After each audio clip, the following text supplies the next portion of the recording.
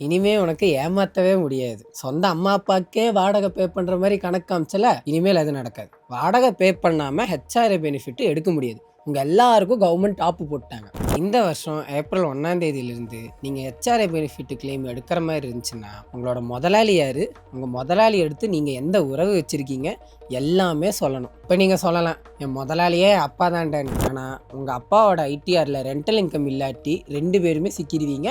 Penalty 200% வரைக்கும் போகும். வாடகை 50,000க்கு மேலே இருக்கிற மாதிரி இருந்துச்சுன்னா 2% டிடிஎஸ் கொடுக்கணும். டிடிஎஸ் கொடுக்காட்டி மாசந்தோறும் 1% வட்டி. டிடிஎஸ் எடுத்துட்டு டெபாசிட் பண்ணலினா மாசந்தோறும் 1.5% வட்டி. டிடிஎஸ் ஃபைல் பண்றதுக்கு லேட் பண்ணிட்டீங்கன்னா எல்லா நாளுந்தோறும் ரூ. 200 ஃபைனு.